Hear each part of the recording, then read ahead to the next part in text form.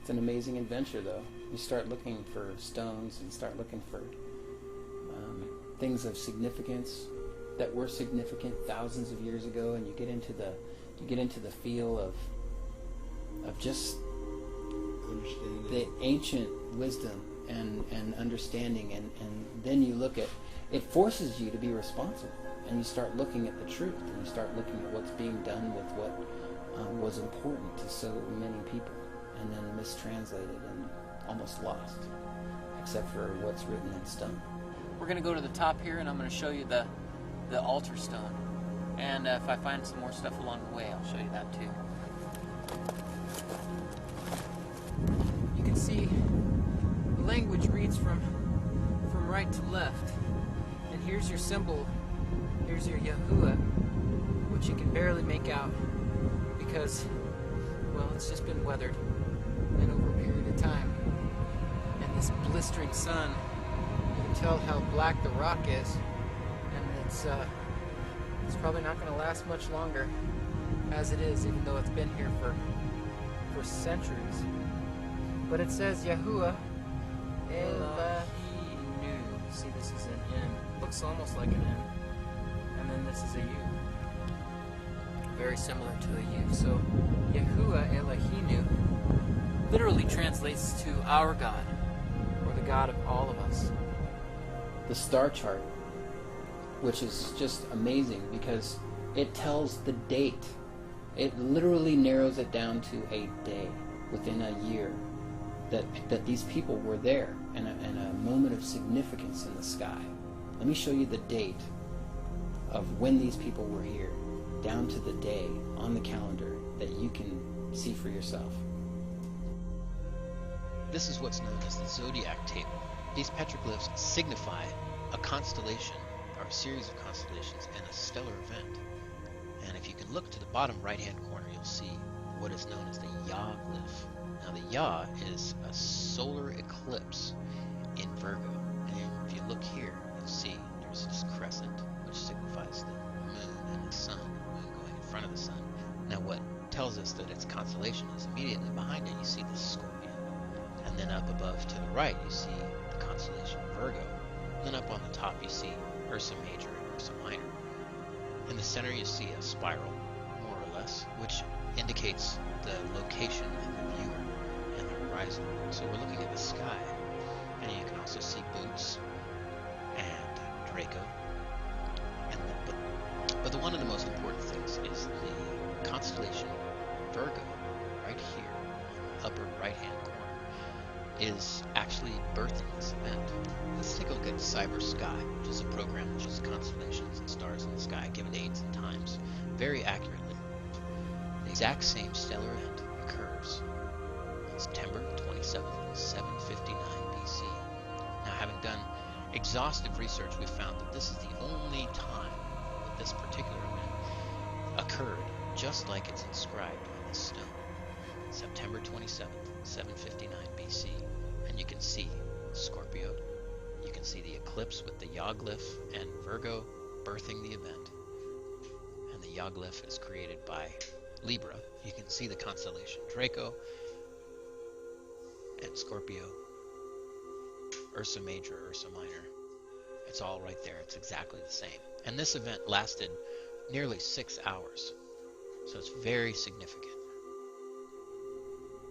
Once you read the text and you start to understand the Hebrew behind the words, and you understand the person and the relationship that they had with the subject that they were carving into stone, once you understand more, you start to realize that this isn't a Ten Commandments stone. This is an agreement stone between the writer and his God. You can see how the top line there has been chiseled out. Somebody just chiseled it out. There's a piece down over here that's missing, actually right about here, that's missing, broken off, and somebody took it home as a trophy. You can see up above there's people who, put in their own significance, scribe in their own, name. I was here. There's a lot of that here. So let's get up nice and close, and I'll show you what some of the most significant things are. one of the things that'll show really something that's important is that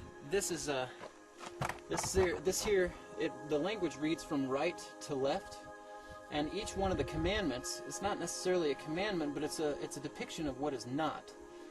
So this right here, this L looking letter, literally is our origin of the letter L. It says la, L, and this is a A. If you look, it's kind of like an A turned down on its side, which is really a depiction of the ram from the original ancient Proto-Hebrew. But this L-A is la, which means not. So it's not and a commandment and then a dot. Okay, so that's one. And then here's another one. See, it says la, and then another commandment and then a dot. So this and then again it says la. See the L-A, la, and then the rest of the commandment down here on these letters here. Okay, so you really have an idea that it says not something, and there are several of those somethings that it says not. So right here in the screen, starting in this dark patch here, this is the Yude Vav He. So what you're looking at is this is your Y, your Ya, and then this is the E. So this is Yahuwah. This says Elayik. So this one says Yahuwah or Yahweh Elayik. Okay? So it reads from right to left. And here's your Yahuwah Elayik. That just some of the most significant things right here that you'll see on this stone, which is called the Mystery Stone of Los Lunas. I hope that clears some things up for you. Oh, that's probably pottery right there. That's it. There you go. There's your evidence. Somebody was here making jars. See, it's got that curve to it. And it's this shape. So we're going to put that right back here where I found it. There you have it. There's another piece. Less than 3 feet away from the first one. Looks like it's been fired. It's got a slight curve to it. So there was definitely some people here. I don't see any markings on it, but there's some striations in the color. I found a piece here. It's got that same curve to it. This one's banded. You can see a couple of the bands right here on the inside. Here's something else that I find that's really interesting. This is a piece of red chalcedony, and you can see how, if you look real close, let's move back up a little. So if you look real close, you can see this is a pressure flake. This has been knapped. So this is a flake from somebody making an arrowhead up here. So we're going to leave that there too, out of respect. Well, sun took a quick hiatus behind a cloud, so I think I'm going to do the same thing. I'm going to eat some of my snacks that I brought with me, and I'm going to sit right down here where I've been finding most of these pottery shards and contemplate what it is that I'm sitting on.